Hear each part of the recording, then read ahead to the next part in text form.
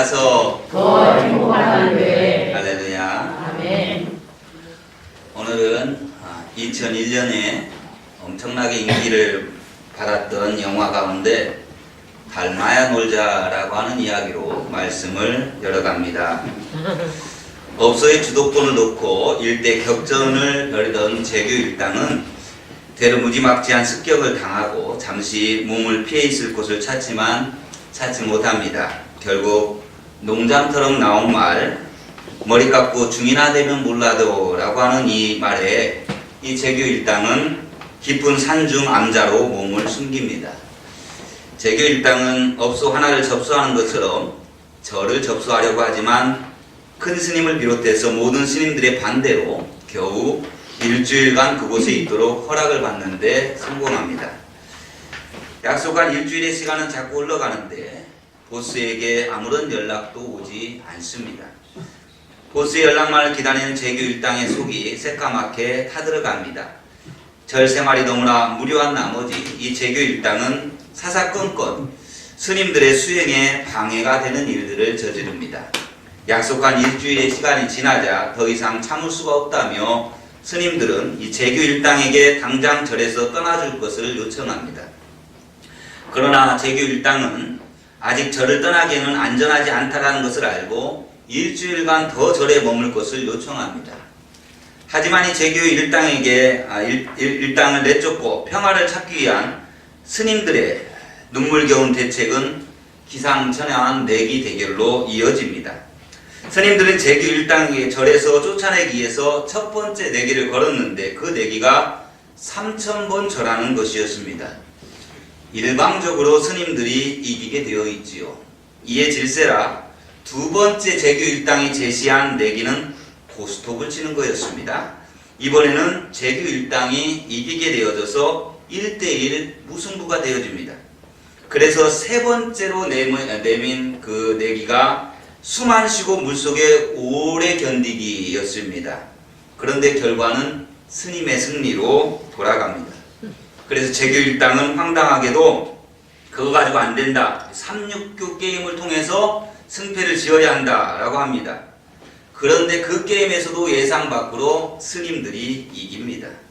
그래서 이 재규 일당이 떠나야 할 처지에 빠졌지만 일방적으로 약속을 어깁니다. 그리고 절에서 떠나려 하지 않습니다. 그러자 큰 스님이 마지막으로 내기를 하나 걸었습니다. 큰 스님이 내건 그 내기는 깨진 항아리에 먼저 물을 가득 채우라 라는 거였습니다. 이 내기에서 이기기 위해서 두 팀은 저마다 열심을 다합니다. 고무신에다가 물을 떠와서 깨진 항아리에 부어보지만 물을 담을 수가 없습니다. 큰 스님이 자기네 편이라고 생각한 청명 스님이 깨진 항아리 안에 들어가서 내가 물이요 물이 곧 나다 라고 그렇게 말하지만 큰 스님은 그거 아니다 진짜 물을 채워라 라고 말합니다. 결국 깨진 항아리에 물을 채울 수는 없었습니다. 그때 갑자기 재규가 부하들에게 소리칩니다. 얘들아 항아리 들어 빨리 날 따라와. 그때 영화 음악이 점차 빨라지기 시작합니다. 그리고 연못 앞에 선 일당이 항아리를 연못에 던져라고 하는 재규의 말대로 깨진 항아리를 물로 가득 차 있는 연못에 던져 넣습니다. 재규의 재치로 깨진 항아리에 물을 가득 채운 재규 일당은 일주일간 더 절에 머물러 있어도 좋다라고 하는 큰 스님의 허락을 받습니다. 며칠 후 그토록 기다리던 보스로부터 연락은 없고 2인자였던 창건과 그의 부하들이 그 절로 찾아옵니다. 재규는 창건 일당이 자신들을 구하러 온 것이 아니라 제거하러 왔다라는 사실을 깨닫고 그들을 피해서 도망을 가지만 잡혀서 결국에 그들에게 꽁꽁 묶인 채로 산채로 매장당하는 처지에 이릅니다. 이때에 스님들이 나타나서 재규 일당과 힘을 모아서 이 창건 일당과 싸워서 이깁니다. 스님들의 도움으로 이 창건 일당을 물리친 재규 일당은 절을 떠나게 되어지고 절은 다시 평안을 되찾습니다. 한 달 가까이 한솥밥을 먹으며 지냈지만 이때 처음으로 스님들과 조직폭력배들이 인간애를 느끼면서 서로가 서로에게 얼마나 소중한 존재인가를 깨닫게 되어집니다. 2001년 엄청난 인기를 끌었던 영화 달마야 놀자의 줄거리입니다. 아마 여기 계신 분들 중에서도 많은 분들이 보았을 겁니다. 달마야 놀자라고 하는 이 영화가 상영된 그 해에 절을 찾는 사람들이 무려 15%나 증가했다고 합니다. 그만큼 이 달마야 놀자가 불교에 큰 영향력을 끼쳤습니다. 여러분, 종교는 크게 자력 종교와 타력 종교로 나눕니다. 자력 종교를 대표하는 종교가 불교이고 타력 종교를 대표하는 종교가 기독교입니다. 불교는 인간 스스로 구원받을 수 있다라고 믿고 기독교는 하나님의 도우심으로 구원을 얻을 수 있다라고 믿습니다. 타 종교를 비하하고 싶은 마음은 없지만 불교인들 가운데서도 우리 기독교인들보다 더 성품 좋고 사랑 많은 사람들도 많이 있습니다. 하지만 우리가 이 영화에서 보여주고 있는 이 내용 가운데 불교의 한계점을 드러나고 있고 그 부분에 대해서 말씀을 드리려고 합니다. 불교는 자력 종교라고 주장을 합니다. 그러나 영화 내용에 그런 흔적은 전혀 보이지 않습니다.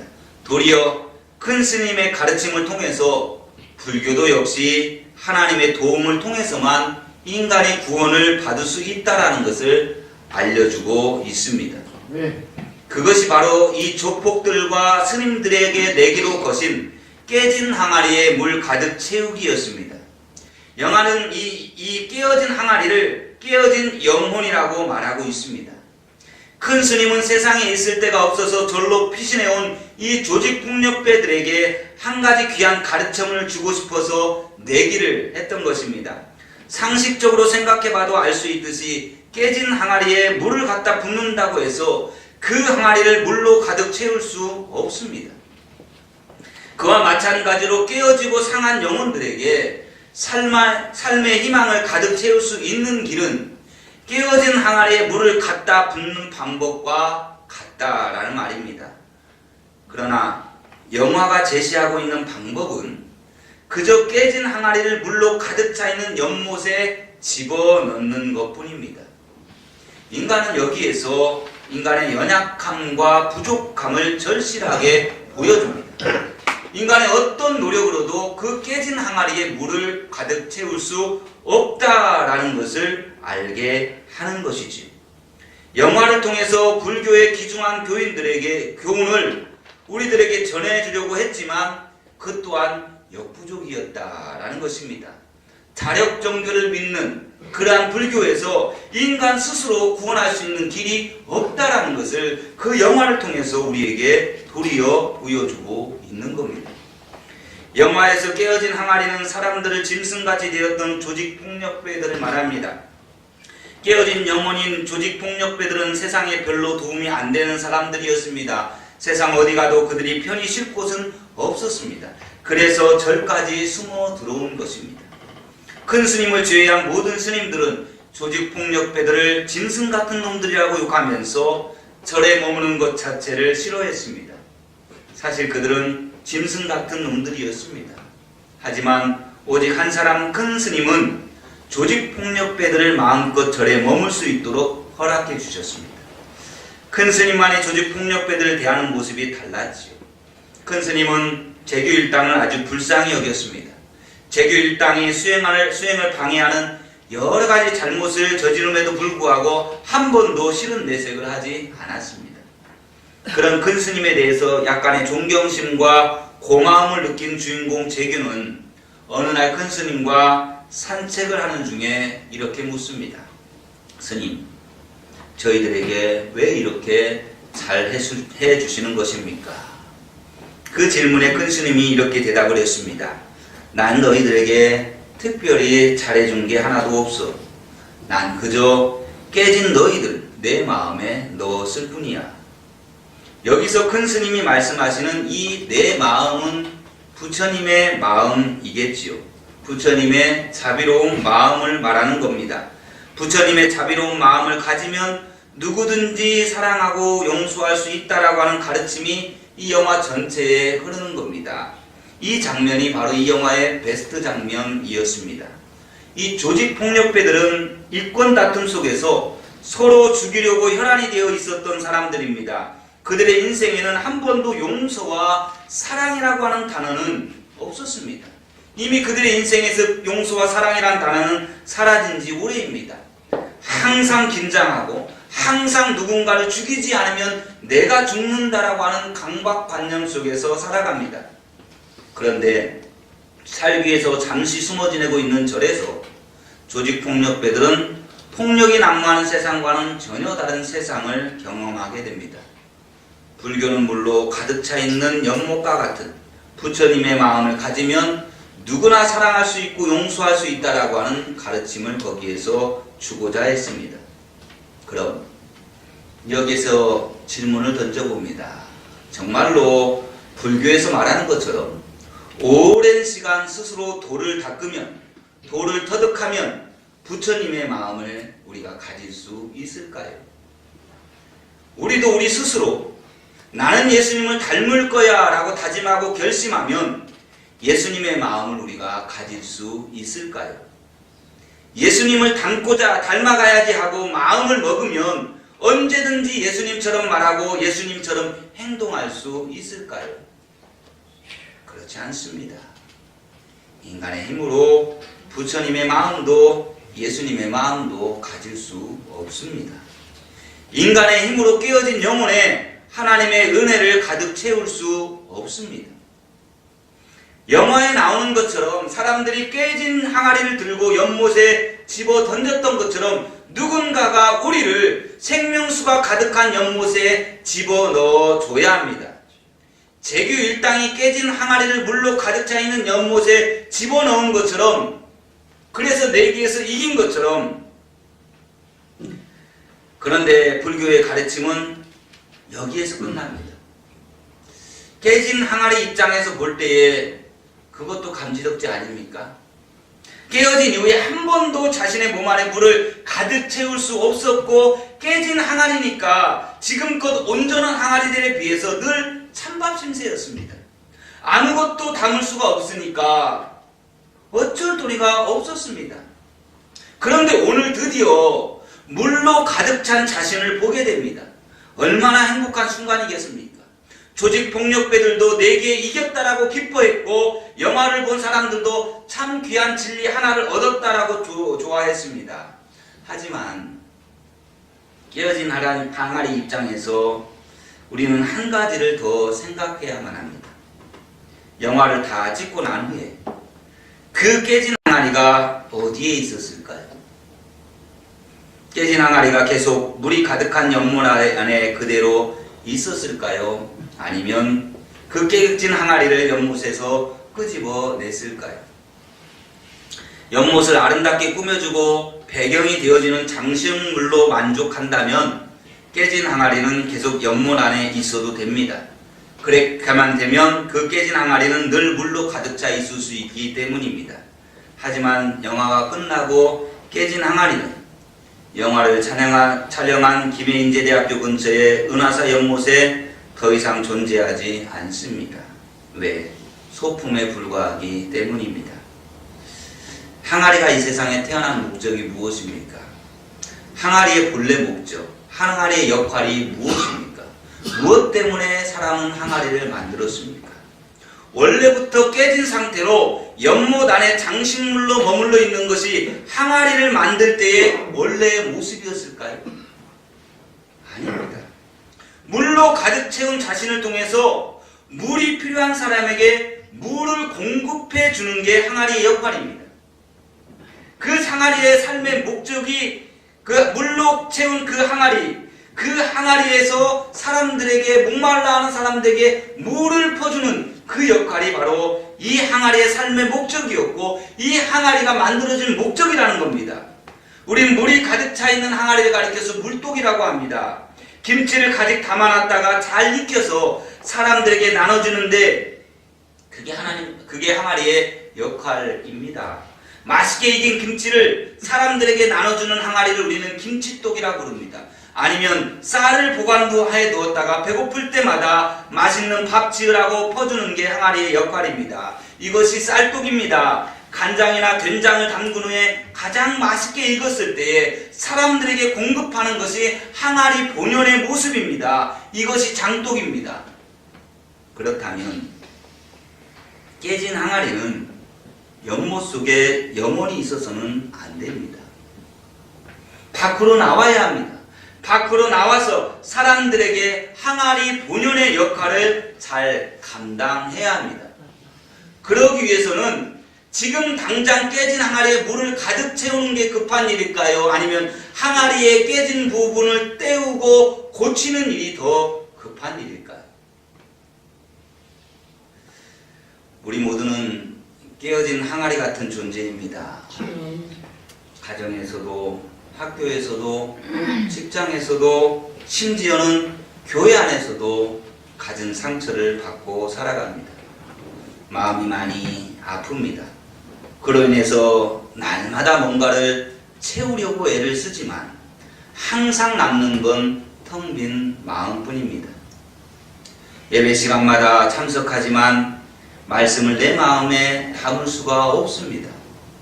예배 시간에는 은혜를 받는가 싶더니 예배가 끝나고 밥 먹고 집에 가기가 무섭게 그 은혜가 어디 갔는지 보이지를 않습니다. 돌아서기 무섭게 하나님의 은혜가 바닥나고 맙니다. 깨어진 항아리처럼 내 영혼이 깨어졌기 때문에 그렇습니다. 깨어진 항아리가 그 연못 안에 들어갔을 때는 가득 물이 채워진 것 같지만 그 연못으로 빠져나오는 그 순간 그 물은 다 빠져나가고 없는 것처럼 교회 안에 있으면 은혜를 받는 것 같지만 돌아서서 가정과 삶의 터전으로 돌아가면 우리는 언제 그 은혜가 우리 가운데 있었는지 하나도 찾아보기가 힘이 듭니다. 이와 같이 깨진 영혼으로는 말씀을 담을 수가 없는 것입니다. 깨어진 심령으로 주님 주신 은혜를 담을 수가 없는 겁니다. 깨어진 마음을 가지고는 사랑하는 남편, 아내, 부모와 자녀들조차도 우리가 온전히 사랑할 수 없습니다. 우리는 깨어진 심령을 안고 열심히 교회는 다닙니다. 교회 안 나오면 왠지 찝찝하니까, 왠지 허전하니까, 교회라도 나와야 마음이 편안하니까. 하지만 깨어진 우리의 영혼은 하나님의 사랑을 잊은 지 이미 오래되었습니다. 평생 교회를 다니고 있지만 깨어진 영혼을 어떻게 할 수가 없습니다. 아무리 애를 써도 깨어진 영혼을 고칠 수가 없습니다. 내 심령 깊은 곳에서 누군가가 울고 있는 거예요. 내 마음이 아프고 자꾸 저려움을 느껴 오는 겁니다. 사랑하는 여러분, 인간은 절대로 깨어진 항아리를 고칠 수 없습니다. 그래서 그저 물로 가득 차 있는 연못에 자신의 깨진 영혼을 집어던지라고 가르치는 종교가 불교입니다. 달마야 놀자 영화는 불교가 인간이 스스로 자신을 구원할 수 있다라고 믿는 그 자력 종교가 아니라 인간의 힘으로는 도저히 자신을 고칠 수도 없고 구원할 수도 없어서 절대자의 도움을 받아야만 구원받을 수 있다라고 하는 타협 종교인 우리 기독교의 진리를 그 안에서 말씀하고 있는 것입니다. 깨어진 항아리를 연못에 던져 넣으면 물로 가득 찰 수는 있지만 평생 연못 속에 있어도 항아리의 깨진 부분은 절대로 고쳐지지 않습니다. 누군가 깨어진 부분을 고쳐주어야만 합니다. 불교는 깨어진 항아리를 고칠 수 없습니다. 그래서 그냥 깨어진 상태로 부처님의 마음속에 푹 잠겨 삶을 살아가라 그렇게 말할 뿐입니다. 하지만 기독교는 다릅니다. 우리 기독교는 우리의 깨어진 영혼을 그대로 방치해두지 않습니다. 기독교는 깨어진 우리 영혼을 고치는 것은 물론 가득 채우는 것보다 더 중요한 것, 물로 가득 채우는 것보다 더 중요하게 기독교는 우리의 깨어진 영혼을, 그 상처난 영혼을 그냥 방치해두지 아니하시고 치유하시고 고치신다는 말씀입니다. 아멘. 우리가 믿는 하나님은 우리의 깨진 영혼을 고쳐주시는 분이십니다. 아멘. 우리를 위해서 십자가에서 피 흘려 돌아가신 예수님께서 하신 일이 바로 그 일입니다. 아멘. 예수님은 우리를 치유하시는 분이십니다. 아멘. 예수님은 우리를 회복시키시는 분이십니다. 아멘. 이사야 53장 4절과 5절은 우리에게 이렇게 말씀하고 있습니다. 그는 실로 우리의 질고를 지고 우리의 슬픔을 당하였거늘 우리는 생각하기를 그는 징벌을 받아 하나님께 맞으며 고난을 당한다 하였노라. 그가 찔림은 우리의 허물 때문이요 그가 상함은 우리의 죄악 때문이라. 그가 징계를 받음으로 우리가 평화를 누리고 그가 채찍에 맞음으로 우리가 나음을 받았도다. 아멘. 그 누구에게도 말할 수 없는 상처, 말할 수 없는 아픔을 가지고 계십니까? 걱정하지 마십시오. 예수님 안에서 우리의 모든 상처가 치유되고 회복되어 질 것입니다. 아멘. 우리의 상처와 아픔을 치유하고 회복시키려고 예수님께서 친히 피 흘려 주셨습니다. 그래서 바울은 고린도후서 5장 17절을 통해서 예수 그리스도 안에 있는 사람들을 새로운 피조물이라고 선언하고 있습니다. 그런즉 누구든지 그리스도 안에 있으면 새로운 피조물이라. 이전 것은 지나갔으니 보라 새 것이 되었도다. 아멘. 하나님께서 그리스도 안에서 깨어진 항아리와 같은 우리를 회복시키는 줄로 믿습니다. 아멘. 이제 우리가 본문 속으로 좀 더 깊이 들어가 보겠습니다. 오늘 본문이 에베소서입니다. 바울이 로마 감옥에 갇혀 있으면서 에베소 교회의 어려운 형편의 소식을 듣게 되어집니다. 에베소 교회의 형편이 어땠을까요? 에베소는 아시아 지방의 정치, 상업, 교통의 중심지일 뿐만 아니라 로마 제국의 중요한 종교적 중심지였습니다. 제국 내에서도 에베소의 황제 숭배는 유명했습니다. 당시 도시 안에 황제 숭배를 위해서 바쳐진 신전이 무려 3개나 되었습니다. 무엇보다도 에베소는 고대 근동 풍요의 여신이라고 불려진 아데미를 숭배하는 아데미 신전이 있었고 아데미를 숭배하는 숭배의 중심지였습니다. 이 에베소에 바울이 제2차 선교여행 마지막 때 이 에베소에 교회를 개척합니다. 그때는 에베소에 잠깐 머물면서 회당에서 말씀을 가르쳤습니다. 그때 예수 믿는 사람들이 생겨났고 아볼로가 뒤를 이어서 바울이 다시 에베소로 돌아올 때까지 그 교회를 잠시 목회했습니다. 에베소 교회는 바울이 다시 돌아온 3차 선교여행 때 크게 부흥을 했습니다. 에베소에서 바울이 2년 동안 그곳에서 하나님의 말씀을 가르쳤기 때문입니다. 이때에 소아시아 지역에 있던 흩어진 유대인들과 그리고 헬라인들 모두가 주님의 말씀을 들었습니다. 그래서 에베소 교회는 이방인과 유대인이 함께 모여서 예배하던 그러한 교회가 되었습니다. 그런데 안타까운 사실은 이 유대인과 이방인이 이 기독교인들 사이에서 서로 사이가 좋지 않았다는 겁니다. 유대계 출신 기독교인들은 이방인 기독교인들에게 예수님을 믿어도 할례를 받아야 하고 안식일을 지켜야 한다라고 주장을 했습니다. 그건 이방인 기독교인들에게 상당히 어려운 요구였습니다. 이방인으로서 기독교인이 된 사람들도 문제가 많았습니다. 그들은 예수님을 믿는다고 하면서 믿기 전에 제약된 모습 그대로를 가지고 살았습니다. 그들은 하나님의 구원 계획보다는 운명론을 따랐습니다. 당시 에베소에는 별자리를 보고 자신의 인생을 점치는 사람들이 많았습니다. 이리 돌고 저리 도는 별자리를 보면서 자신의 미래를 숙명으로 받아들였습니다. 에베소 교회의 성도들은 하나님 말씀보다는 마술의 신비함과 쾌락을 즐겼습니다. 영은 거룩하고 육은 악한 것이다 라고 믿는 영지주의와 이원론의 영향도 받습니다. 육체가 더럽기 때문에 자기 몸을 학대하면서 살며 살아가는 사람이 있는가 하면 몸으로 느낄 수 있는 모든 쾌락을 즐기며 살아가야 된다는 사람도 있었습니다. 육체는 약한 것이고 영은 좋은 것이기 때문에 그래서 영은 거룩한 것이기 때문에 우리가 더 영적인 존재가 되어야 한다라고 하면서 신비한 체험에 몰두하다 보니까 결국에 신비주의에 빠지고 말았습니다. 이런 상황을 로마의 감옥 안에서 전해들은 바울은 그리스도인의 정체성을 바로 세워야 할 것이다 라고 생각을 했습니다. 그래서 에베소 교회에게 즉시 펜을 들어서 글을 쓰게 되어진 것입니다. 바울은 별자리를 보고 운명을 결정하는 에베소 교인들에게 그들이 누구인지 그들의 정체성에 대해서 에베소서 1장에서 놀랍게 선언합니다. 바울은 에베소 성도들을 향하여서 이렇게 담대하게 선언하는데 당신들은 창세전에 그리스도 예수 안에서 하나님께서 당신의 기쁘신 뜻대로 택하신 하나님의 거룩한 자녀들입니다 라고 이렇게 선언을 합니다. 그리고 2장에서 오늘 본문을 비롯한 2장에서 에베소 교회 성도들이 과거의 모습과 현재의 모습을 비교하면서 설명을 합니다. 예수님을 믿기 전에 에베소 성도들의 모습과 예수님을 믿고 난 후에 그들의 모습이 어떠한지를 자세하게 설명을 합니다. 과거와 현재를 비교하면서 설명하는 이유는 에베소서 2장 10절에서 그 답이 있습니다.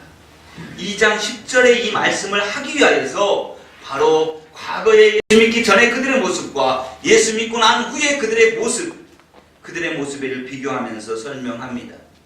이것을 이해하기 위해서 우리는 에베소서 2장 8절부터 10절까지를 다시 보아야 합니다. 우리 개역개정 성경이 아니라 쉬운 성경으로 한번 읽어보겠습니다. 앞에 화면을 보시고 우리 쉬운 성경으로 에베소서 2장 8절부터 10절까지를 함께 읽습니다. 여러분은 믿음을 통하여 은혜로 구원을 얻었습니다. 이것은 여러분에게서 난 것이 아니고 하나님의 선물입니다. 행위에서 난 것이 아닙니다. 그러므로 아무도 자랑할 수 없습니다. 우리는 하나님의 작품입니다. 선한 일을 하게 하시려고 하나님께서 그리스도 예수 안에서 우리를 만드셨습니다. 하나님께서 이렇게 준비하신 것은 우리가 선한 일을 하면서 살아가게 하시려는 것입니다. 아멘. 우리는 예수 그리스도 안에서 하나님께서 새롭게 창조한 존재들입니다. 우리는 깨어진 항아리였는데 이제 예수님 안에서 하나님의 걸작품으로 거듭나게 되어진 겁니다. 그리스도 안에서 우리를 새롭게 창조하신 목적이 무엇일까요? 하나님께서 우리를 예수님 안에서 하나님의 걸작품으로 새롭게 만드신 그 목적이 무엇입니까? 본문 10절에서는 우리에게 바로 선한 일을 위하여라고 말씀하고 있습니다. 사랑하는 여러분, 우리는 모두 그리스도의 일꾼입니다. 하나님의 비밀을 맡은 자들이라고 말합니다.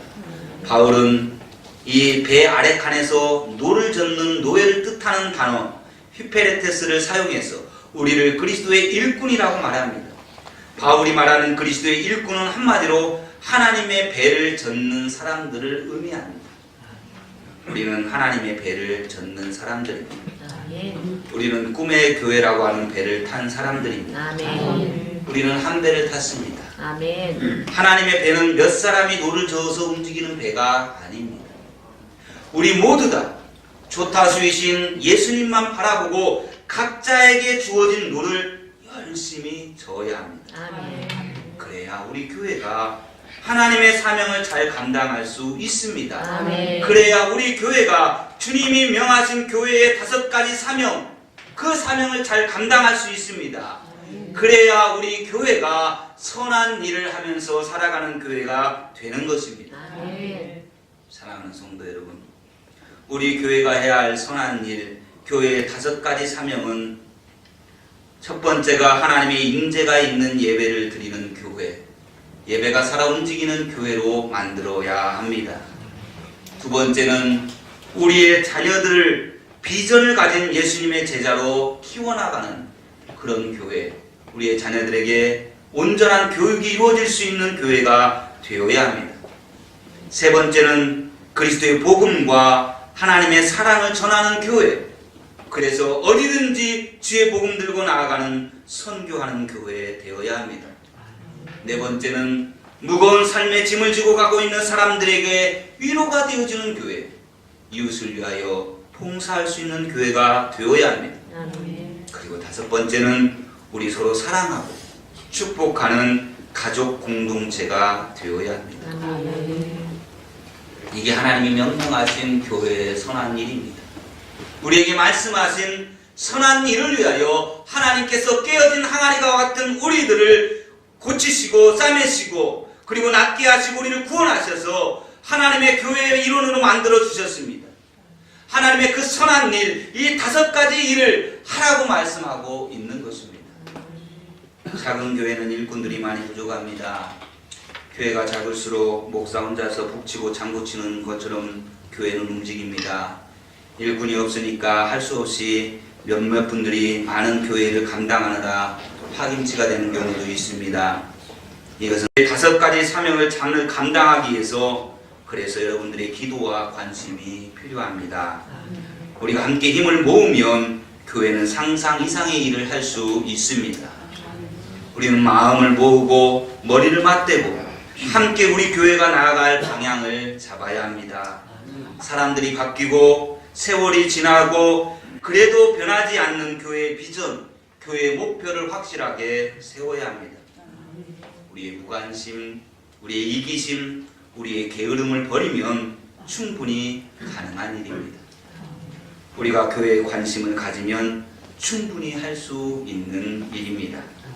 그리고 우리에게 선한 일을 하며 살아라고 주님은 말씀합니다.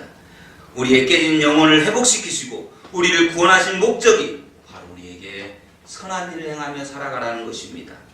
우리 꿈의 교회에 우리는 한 배를 탔습니다. 이제 우리는 힘을 합쳐서 교회의 5가지 사명인 예배와 교육과 선교와 봉사와 교제 일을 하면서 하나님의 선한 일을 해나갈 수 있는 저와 여러분이 되기를 주님의 이름으로 축원합니다. 아멘. 이 시간에 우리 말씀을 기억하면서 하나님 앞에 기도하는 시간을